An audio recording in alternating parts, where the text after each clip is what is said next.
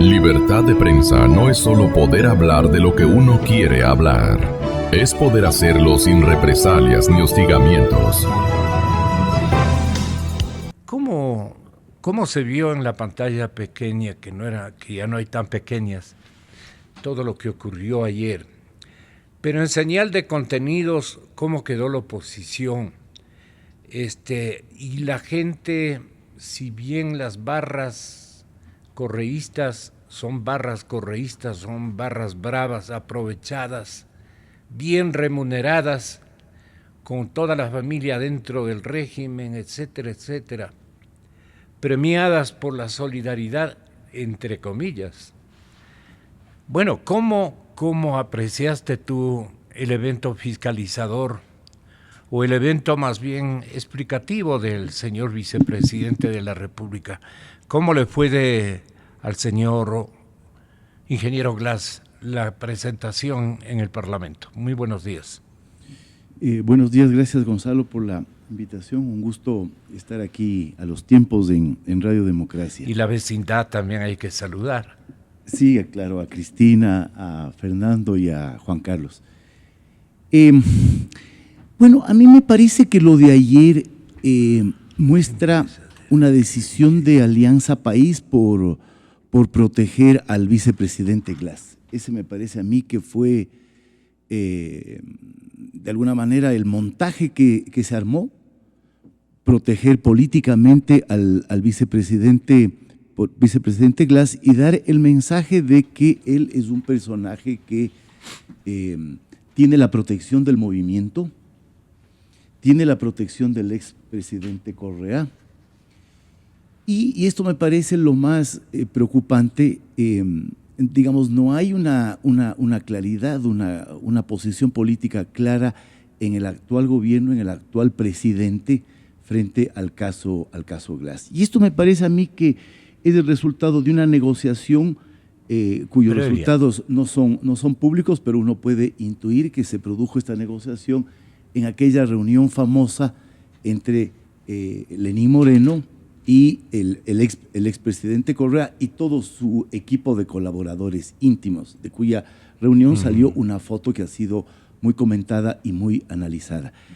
Me parece que esa reunión fue el resultado de un manotazo que dio Correa sobre la mesa para poner las cosas en orden, y entre las cosas que puso en orden fue proteger a Glass. O sea, Glass es un personaje al cual Alianza País, como digo, el expresidente, y yo diría el presidente de la Asamblea, de la Asamblea Nacional, José Serrano, van a proteger. Entonces, me parece que fue eso lo de ayer, ¿no? Un espectáculo político.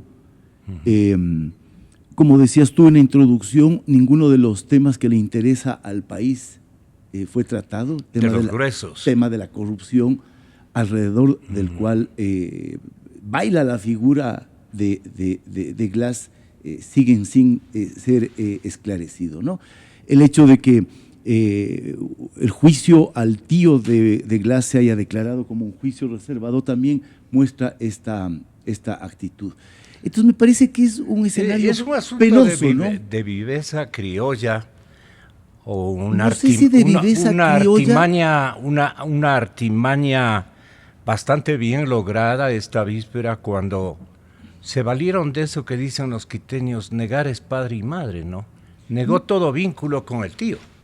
No sé si sea una viveza criolla. Yo creo que el gobierno y Alianza País, alrededor de la figura de Glass, se siente acosado, ¿no? Porque es una figura muy débil, es una figura muy estigmatizada. Cada vez aparecen más documentos en donde la figura y la responsabilidad de Glass son evidentes.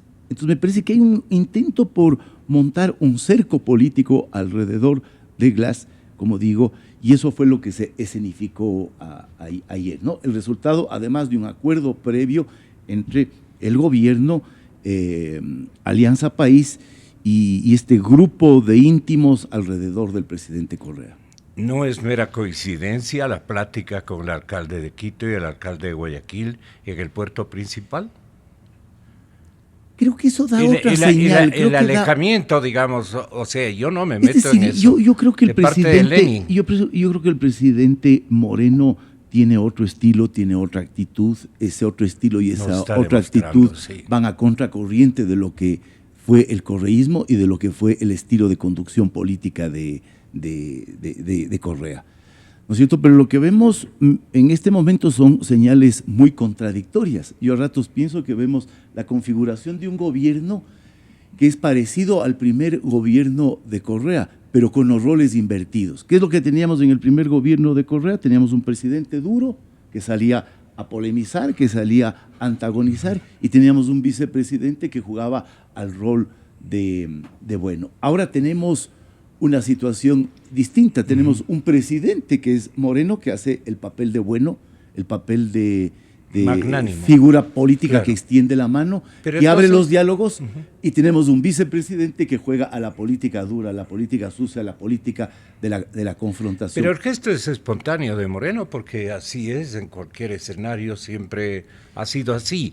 Ayer no convenía que digamos, se haga un ladito. Pero creo que se necesita firmeza en algunas cosas. O sea, a mí me parece muy bien lo del diálogo. Me parece que el país tiene que despolarizarse, que el país tiene que entrar en una lógica de diálogo y de entendimiento.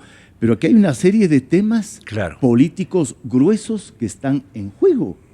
Y que están en juego por la salud democrática del Ecuador, que están en juego también por la reconciliación del Ecuador. O sea, nosotros no vamos a tener un país reconciliado en términos políticos, que redefina su horizonte democrático si no se resuelven algunos temas pendientes que deja la Revolución Ciudadana. Frente a esos temas, no hay pronunciamientos claros del presidente Moreno. Entonces uno quisiera ver una actitud más firme, una actitud más clara, ¿no? Una posición más definida frente a lo que el país está debatiendo y frente a lo cual el país quiere respuestas. Entonces, ¿qué es lo que encuentra? Encuentra el show político de Jorge Glass ayer en el Congreso. Y alrededor de ese show, todo el bloque de Alianza País Unido, porque hasta donde yo veo, esta es una posición concertada de todo el bloque. Asambleístas son ya expertos, maestros en construir unos mítines fantásticos. El que llevaron ayer a la Casa de los Legisladores fue estupendo, y deben haberse estado felicitando la maestra de ceremonias, no sé cómo le denomine usted, pero estaba muy lucida en su intención. ¿Ustedes no pensaron que iba a haber ese tipo de descrédito para el conjunto de los señores asambleístas que no pudieron reaccionar, especialmente los del lado opositor? Buenos días. Muy buenos días, Gonzalo. doctora, bienvenida. Un honor compartir este panel con Felipe, con Fernando y con Juan Carlos, y un saludo para su distinguida audiencia. A propósito de los pecados que se notan o no se notan en la cara, a lo mejor hay complicidad en el cometimiento de los mismos, o un libreto de tal manera estructurado en el que todos los pecadores pasan de agache. Y créanme que hoy voy a hablar, como lo hice ayer, desde la indignación que siento como ecuatoriana frente a un vergonzoso espectáculo montado en la Asamblea Nacional. Creería yo, sin precedentes. No se puede decir bajo ninguna lógica que estuvimos en una comisión de comparecencia de un vicepresidente de la República para rendir cuentas sobre temas tan escabrosos y tan preocupantes para el país como son los temas de corrupción, que hoy la ciudadanía pide cuentas y ya hay procesos penales y ya hay algunos señalamientos y hay una clara responsabilidad política del vicepresidente. Yo se los dije ayer con toda la firmeza, eso fue un mitin político de Alianza País y una falta de respeto para los ecuatorianos que con todo el derecho quieren conocer la verdad sobre los temas de Odebrecht, los temas en corrupción en los sectores petroleros, energéticos, etcétera. Y de esa maratónica intervención histriónica, que por cierto parece que le dolió mucho al vicepresidente que se lo dijera, 1:30 fue para autoalabarse, para darnos a conocer a los ecuatorianos sus orígenes familiares, sus intereses deportivos, la calle del barrio donde se crió, y luego 1:30 más para hablar sobre los beneficios o los supuestos beneficios de la Revolución Ciudadana. Y el tema de Odebrecht, las vinculaciones, el control, seguimiento, evaluación, acorde a la responsabilidad política por el decreto ejecutivo dado a su favor. Nada que ver. De ninguna manera. Las preguntas que le hicimos al vicepresidente en medio de las interrupciones, comprenderá usted que eso era un meeting que estaba pues lleno de gritos, barras a favor del vicepresidente, por otro lado, un acoso por parte de la fuerza pública, y así lo denuncio a los asambleístas de oposición. A un asambleísta que saca un cartel, le cae pues en montonera a toda la fuerza pública, agredirla cuando no puede pasar eso, mientras la barra sacaba un montón de carteles y no ocurría lo mismo. ¿Se están asemejando a la fuerza pública venezolana? ¿Han comenzado ya, cree usted? No, yo no quisiera que llegáramos a esos extremos y esas comparaciones, Gonzalo, pero realmente lo de ayer no tiene precedentes y fue sumamente vergonzoso. Como le digo, un espectáculo circense para autoalabar a un vicepresidente que está seriamente cuestionado y que aunque él intente y todo su grupo y toda su militancia evadir la responsabilidad, yo se los dije con claridad, ni en el cielo, ni en la tierra, ni debajo de las piedras se puede ocultar la verdad va a salir a la luz, y no precisamente porque se han activado las instituciones del país, sino porque aquí hay una investigación internacional de una trama específica en el tema de Odebrecht, pero el país también quiere conocer los contratos petroleros, la venta anticipada de petróleo con la China, la deuda con la China, y bueno, básicamente los sectores que estuvieron bajo la responsabilidad del vicepresidente Glass, a quien en las preguntas puntuales, como por ejemplo el proyecto Toachi-Pilatón, que es uno de los intereses que yo tengo por la defensa de los derechos de los trabajadores asegurados y de los jubilados, y que es todo un culebrón que no le ha dado un kilovatio de energía al país y de los cuales se ha invertido $250 millones de los recursos de la Seguridad Social. ¿A eso no se refirió? Pudo responderme con el mayor desparpajo que si quiero vaya a conocer la obra para enterarme de qué va.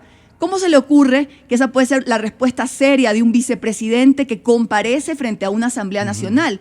Si él cree que el irrespeto es para Cristina Reyes, se equivoca. El irrespeto es para los ecuatorianos, que miran con indignación y con rabia este espectáculo decadente, producto de la desesperación de quienes intentan sostener a una figura que es absolutamente inaceptable su procedimiento, su accionar a lo largo de estos años, porque ha sido comprobado que si él no conocía de las pillerías de sus funcionarios, ministros, de su tío con los depósitos de los 13 millones, es que si él dice no saber y él realmente es tan inocente, pues lo que sí es un absoluto incompetente y negligente que no pudo supervisar y controlar los sectores estratégicos con la responsabilidad política del decreto que le fue a él extendido. ¿Cómo iba su paciencia, doctor Fernando Santos Alvite, hasta la altura de estas reacciones internas? Y muy buenos días, ministro. Felipe, Cristina, Juan Carlos, Gonzalo y su audiencia. Mire, yo esperaba esto. Aquí no ha cambiado nada. Parece que seguimos gobernados por el señor Correa. Esto es digno del gobierno anterior. Lo peor es que le hacen daño al presidente de la República, porque mucha gente le creyó cuando dijo que iba a aplicar una cirugía mayor contra la corrupción. Esto no es cirugía mayor contra la corrupción, esto es darle vitaminas a la corrupción. Mire, Gonzalo, aquí no va a pasar nada como nunca ha pasado nada. Este gobierno que continúa desde hace 10 años se va a defender a sí mismo. Se van a tapar, se van a encubrir, la Fiscalía se dará las vueltas, la Contraloría, bla, bla, bla. Pero hay un rayo de esperanza de que algún día va a brillar la verdad. ¿Por qué? Porque este es un delito transnacional, ¿verdad? Bebido coimas de una compañía extranjera. ¿Por qué estamos atacando a la corrupción? ¿Por qué se ha visualizado la corrupción como el cáncer que está corcomiendo a la sociedad ecuatoriana? No es por la labor de la Contraloría, de la Fiscalía, ni del Congreso, de la Comisión de Fiscalización, es porque ha venido de afuera la información. ¿Cuándo se puso de moda el tema de la lucha de la corrupción y se le visualizó? Cuando unos periodistas panameños sacaron los papeles de Panamá hace un año, año y medio. Ahí se dio cuenta que el señor Bravo, un funcionario de tercera categoría de Petroecuador, que ganaba $3,000 al mes, $4,000 al mes, tenía depositados 16 millones, lo que dicen aquí tiene más según los papeles. Ahí el país se dio cuenta de la corrupción. Cuando el señor Carlos Pareja Llanuselli había hecho la compañía Capaya y había depositado millones. Si no era por estos señores que descubrieron de afuera del país la corrupción de los papeles de Panamá, aquí no nos enterábamos. Aquí seguían haciendo la refinería del Pacífico y en la refinería de Esmeraldas. Eso me da esperanza, Gonzalo, de que ante la presión externa algo se hará. Aquí se echará tierra, se dirá no, es un señor honorable, merece una condecoración y no una repro. Porque verá, Gonzalo, ya el Brasil dio la lista de los corruptos. Sí. El Brasil. Sí. El diario La Hora en su primera plana exhibe una expresión sólida en el sentido de la contundencia que tiene. Pegó con esto el señor vicepresidente, le hizo creer al país de que es un hombre honrado. Juan Carlos Solínez dice: yo soy un hombre honrado. ¿Cómo piensa, no usted exclusivamente, cómo cree que piensa la colectividad nacional con tantos ámbitos que no tienen una respuesta adecuada, un esclarecimiento convincente, digamos, ¿no? ¿Qué deja flotando en el ambiente o qué dejó flotando en el ambiente la intervención del señor Glass el día de ayer? Gracias, Gonzalo, por la invitación. Un saludo a toda la audiencia. Gracias, doctor A Cristina Reyes, a Felipe Burbano y a Fernando Santos, que comparten el panel. Quisiera iniciar, Gonzalo, si me permite, haciendo una felicitación pública, sobre todo a las mujeres asambleístas, a las mujeres que están encabezando una batalla valiente, decidida, frontal, en contra de la corrupción. Cristina Reyes, Janine Cruz, Anita Galarza, Paola Ventimilla, Mae Montaño, les he oído en intervenciones realmente brillantes, valientes, frontales. Ayer mismo fueron las mujeres las que fueron las protagonistas de esta protesta. De esta protesta, y creo que el género está pues enorgulleciéndonos. Y claro, en la otra cara de la moneda, el mismo género, a través de asambleístas, una que preside la Comisión de Fiscalización, otra ex vicepresidenta de la Asamblea, tratando pues de minimizar, de alcahuetear, de alguna forma de alguna forma proteger. Al vicepresidente Glass, ¿no? Yo creo que eso hay que reconocerlo. Yo creo que el vicepresidente Glass confundió el comparecer al Congreso para rendir cuentas con comparecer al Congreso para ser sometido a un proceso de fiscalización y de investigación. Él ayer fue a rendir cuentas, a hablar sobre todos sus logros, que por cierto son cuestionables cada uno de ellos, y el momento en que pues, en el país operen las instituciones, la justicia se imponga, la fiscalización cumpla su rol, ya veremos pues, si se jacta de esas obras de las que ayer sacó pecho. En todo caso, definitivamente estoy de acuerdo con que ha sido un sainete lo de ayer. Creo que ha sido una burla, como decía Cristina, al pueblo ecuatoriano, no solamente la institución del Parlamento, de la Asamblea y a su institución de la fiscalización, sino una burla al pueblo ecuatoriano.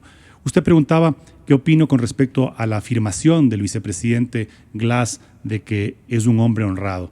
Yo creo que esas declaraciones no se las hace uno mismo, no se las hace ni se autoproclama honrado, sino que se demuestra con los actos y hechos en la vida. Y creo que en la conciencia de la ciudadanía y del pueblo ecuatoriano está claramente establecido que detrás de todas estas acciones y omisiones hay una red de corrupción del más alto nivel, en donde simplemente lo que hay es que determinar responsabilidades y grados de participación. Porque creo que la corrupción está clarísima para propios y extraños. La corrupción no puede ser negada ni siquiera por la gente de Alianza País, porque ha llegado a unos niveles tan altos, tan incuestionables, tan contundentes, que lo único que les corresponde en este momento es, agachando la cabeza, decir hay que investigar quiénes son. Pero claro, en ese contexto de reconocer estas redes de corrupción, tratan de sostener a un pilar que, como bien se ha dicho, si es que caen pues muchos más. Definitivamente la parte institucional es vital, ¿no? Si es que antes del correísmo no existía una institucionalidad débil, el correísmo vino a arrasarla completamente, y evidentemente pues hoy no podemos ni tenemos las certezas de que las instituciones, la justicia en sus instancias va a operar. Sin embargo, creo que se ha producido una remoción, un cisma a nivel institucional, no solo porque el presidente Moreno está tratando de imprimir un nuevo estilo, sino porque los actos de corrupción han sido tan evidentes que se han desbordado, que las autoridades, vemos que una de las más altas autoridades de control, que es el Contralor, está envuelto también en esta red de corrupción, ha debido renunciar, que creo que es lo que debe hacer también el vicepresidente, ha debido renunciar, claro, el fiscal por su parte ha tenido que seguir una lógica en donde ya creo que no hay retorno. Es decir, el fiscal ya ha dado pasos y se ha destapado cierta información que le va a ser muy difícil congelarla, o como se hacía en la Contraloría, meter los informes en el cajón, ¿no? Va a ser muy difícil. Y a eso hay que sumar una lógica de la sociedad ecuatoriana que está reclamando respuestas. Ayer yo veía en la televisión, en el noticiero, que a un rector de la Universidad Estatal de Guayaquil le están pidiendo sanciones e incluso la renuncia porque salen unos videos con unas bailarinas exóticas, ¿no? Y digo yo, a ver, si es que por un acto de esa naturaleza, en una celebración que puede ser inapropiada, ¿no?, se le está pidiendo sanción, no se diga pues a esta red de corrupción que de todas las evidencias señalan al vicepresidente de la República. Aquí, Gonzalo, yo creo que las preguntas que se hicieron ayer en la Asamblea y que no fueron contestadas son vitales. Aquí no se trata primero de que se ha entregado 13, 14, 15 millones de dólares al tío del vicepresidente, al señor Rivera. Aquí se trata de que ha habido pagos sistemáticos. En este caso han sido develados los pagos de Odebrecht. Pero hay muchísima más obra pública y muchísima más obra pública en los sectores estratégicos bajo el control del señor Glass. Entonces, ¿qué nos hace dudar siquiera que el señor Rivera no solamente pedía para las obras de Odebrecht, sino pedía para todas las obras que estaban bajo la competencia de los sectores estratégicos? Entonces ya no estamos hablando de esos millones de dólares, estamos hablando de muchos más millones de dólares. Y si sumamos a eso la red de corrupción petrolera, ¿no?, que también los implicados, desde la clandestinidad, ¿no?, hasta con cierto desparpajo, señalaban y apuntaban también al vicepresidente. Es decir, no es solamente el caso de Odebrecht, son muchísimos los casos, todos los casos de corrupción, me atrevería a decir, apuntan al vicepresidente de la República. ¿Y quién era el señor Ricardo Rivera? El señor Ricardo Rivera no era solamente, o no es solamente el tío del vicepresidente Jorge Glass. El señor Jorge Rivera fue el jefe quien le dio empleo durante muchos años al señor Jorge Glass cuando firmaba como ingeniero sin serlo, ¿no?, desde televisión satelital. Y el señor Jorge Rivera cumplió, inclusive de lo que tengo entendido, cumplió los roles de padre frente al señor Jorge Glass, porque como él mismo ha declarado, él nunca tuvo una relación cercana a su padre, ¿no?, cuando se dio el escándalo que lo implicó al padre del vicepresidente. Entonces, si es que el señor recibía pagos reiterados, porque no es una coima, son pagos reiterados por varios millones de dólares, ¿qué significa? Que el señor cumplía. Que el ofrecimiento de palanqueo, de desbloqueo, de pago, de ajuste de contrato, de lo que fuere, se cumplía. Entonces, aquí la pregunta es, ¿cuál era el gran contacto? ¿Cuál era la gran palanca que tenía el tío del vicepresidente para lograr esto que cumplía y que podía generarle pagos reiterados de coimas, ¿no? Entonces, cuando comenzamos ya a desmenuzar el problema de la corrupción, vemos que definitivamente las manos del vicepresidente no están limpias. Las manos del vicepresidente están sucias por acción o por omisión. Por acción o por omisión, porque él era el responsable político de los sectores donde se han descubierto los más grandes atracos que se conozca en la historia reciente del país. Por montos, son los atracos más grandes que se conozcan en la historia reciente del país. Nos instaló una especie de cuco de temor y de miedo, porque dijo que existe un proceso de desestabilización. Dijo, un golpe blando. Dijo un golpe blando. Escuchémosle. Sí hay un proceso de desestabilización político por parte de algunos actores. A esos que creen que pueden entrar por la ventana, que primero golpean a Glass, luego a Lenín, luego a Rafael, si quieren nuestros cargos, tienen que ganarlos en elecciones. ¡Ganen las elecciones! ¿Qué le pareció este reto estando en el salón de las injusticias esta víspera?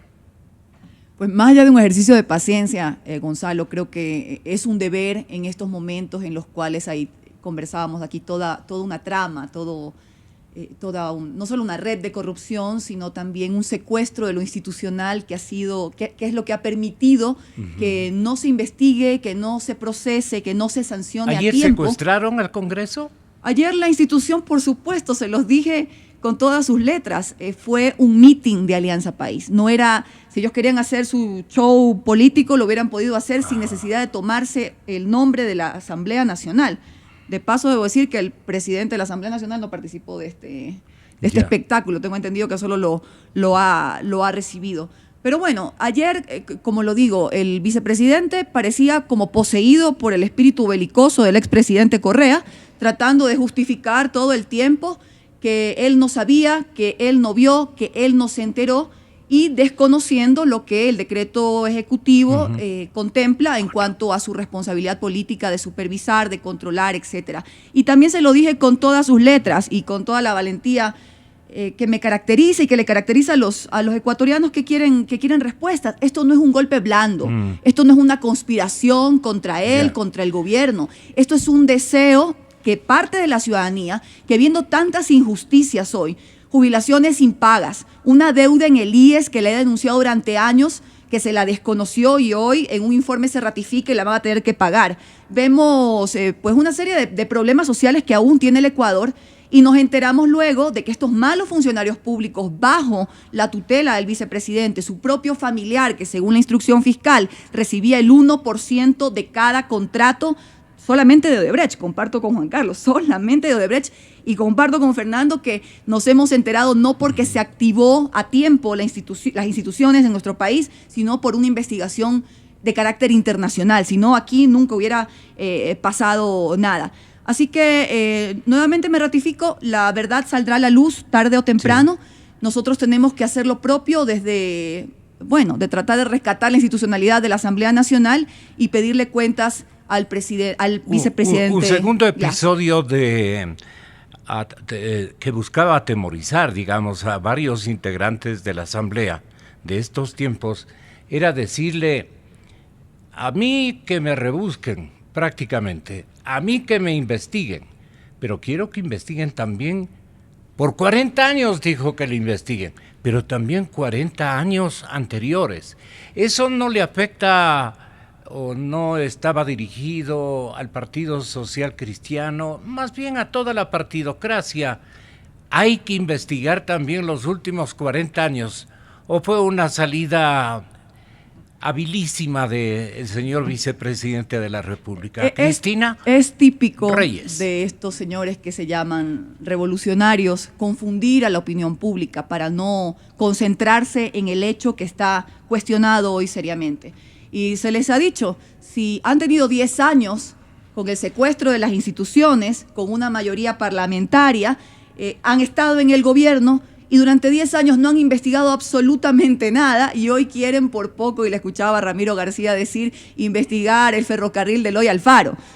Cuando también las personas que conocen sobornos. Derechos sabrán que si algún ilícito, que por supuesto no lo compartiría de ninguna manera, se cometió hace 30 años, es un delito que ya hubiera prescrito. Claro. A lo que tenemos que atender con todas nuestras fuerzas, concentrar con toda la institucionalidad, con el deber de la ciudadanía de rendir cuentas, de pedir transparencia, son de los hechos de corrupción que conocemos al día de hoy. Si hay que investigar más, por supuesto que se investigue más, pero que no desvíen a la atención pública. Ellos son responsables de la administración de la mayor bonanza petrolera de este país, de estas mega obras que también conllevaban megasobornos y megapropinas, que para el presidente Correa, expresidente Correa, estarían justificadas, Cristina, con un acuerdo entre las partes. ¿Qué nos debe el actual presidente de la República ya entre todo esto?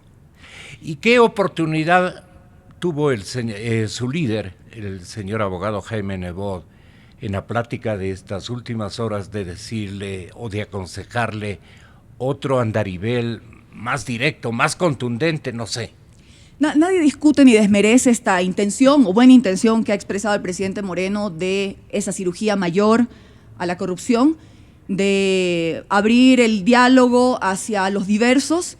Esto es algo que sería lo más natural en un gobierno democrático, pero durante 10 años estuvo completamente cerrado por el sectarismo, por los sesgos ideológicos de un expresidente hoy que no puede caminar ni por las calles tranquilo, ni con su conciencia tranquila, porque siempre está perturbado. Claro. Y ahora parece, a propósito de eso de las amas de casa desesperadas, esa serie, parece un tuitero desesperado insultando y ofendiendo a la gente a través de las redes.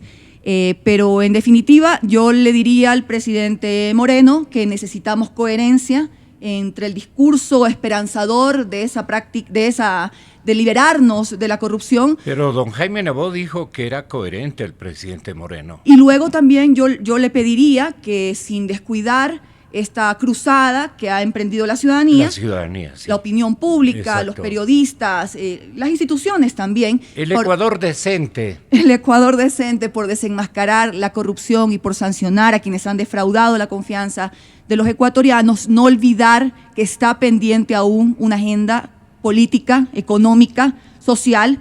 Estamos aún a la espera del programa económico que nos va a permitir la recuperación de los sectores productivos, la generación de empleo. Estamos aún a vísperas de conocer pues, cómo se van a implementar esos compromisos de campaña, claro, que no los olvidamos, en cuanto a prestaciones sociales y otros temas que los ecuatorianos con mucha esperanza